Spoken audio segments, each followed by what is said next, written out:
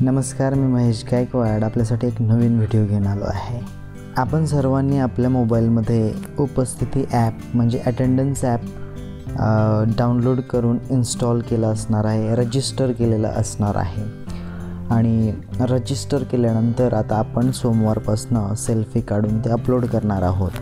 त्यानंतर परंतु मित्रांनो, भविष्यामध्ये आपल्याला काही प्रॉब्लेम्स येऊ शकतात, तर त्याचं सोल्युशन आपल्याकडे अगोदरच असलं तर खूप छान होऊ शकतं। किंवा काही मित्रांचे मला फोन आले आणि त्यांचे असे प्रश्न होते की माझा मोबाईल हरवला तर काय करायचं, मला ॲप दुसऱ्या मोबाईलमध्ये कसं इन्स्टॉल करायचं, किंवा माझी बदली झाल्यानंतर काय करायचं, टीचर युजर क्रिएट करायचा, नंतर त्या वर्गाला ते असाइन करायचं। बरोबर, अगदी बरोबर आहे।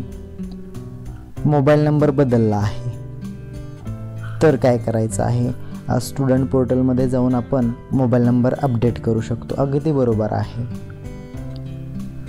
मोबाईल हरवला आहे, मोबाईल नवीन घेऊ शकतो आपण आणि त्याच्यामध्ये ॲप डाउनलोड करून इन्स्टॉल करू शकतो। नवीन नंबर आहे, सिम कार्ड घेऊ शकतो। नवीन सिम कार्ड्स आपल्याकडे असणार आहेत। बदली झाली, क्रिएट टीचर युजर, त्याच्यानंतर असाइन करू शकतो।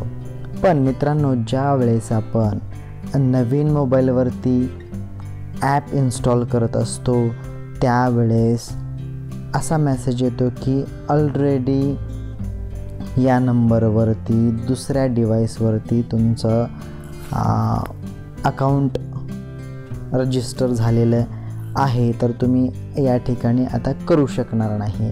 किंवा सिम कार्ड जरी बदललेला असेल, तिथं मोबाईल अपडेट जरी केलेला असेल तरीसुद्धा तसाच मेसेज येतो।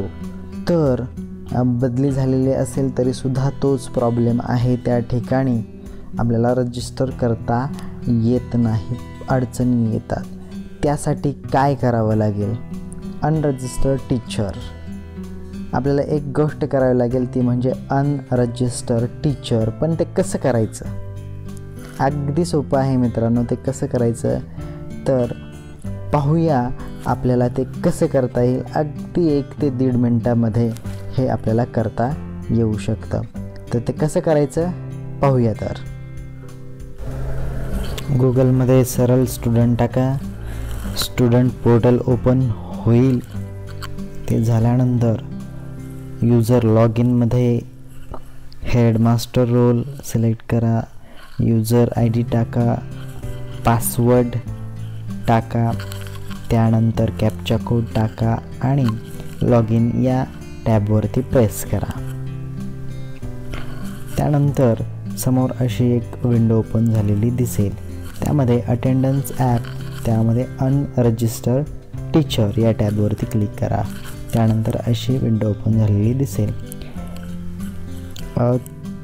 या ठिकाणी जो चौकोन केलेला आहे तो शिक्षक अनरजिस्टर करायचा आहे। त्यांच्याकडे 2 इयत्ता आहेत।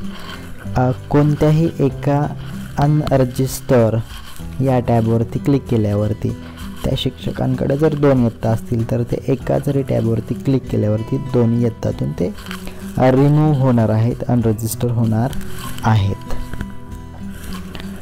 अशा पद्धतीनं टीचर अनरजिस्टर झाले आहे। तर तुम्ही आता तुमच्या मोबाईलमध्ये ॲप्लिकेशन डाउनलोड करून रजिस्टर करू शकता। त्याआधी तुमचा मोबाईल नंबर स्टुडंट पोर्टलवरती रजिस्टर असणं गरजेचं आहे। हा व्हिडिओ जर तुम्हाला आवडला असेल तर लाईक करा, उपयुक्त वाटत असेल तर शेअर करा आणि सबस्क्राईब करायला विसरू नका। धन्यवाद।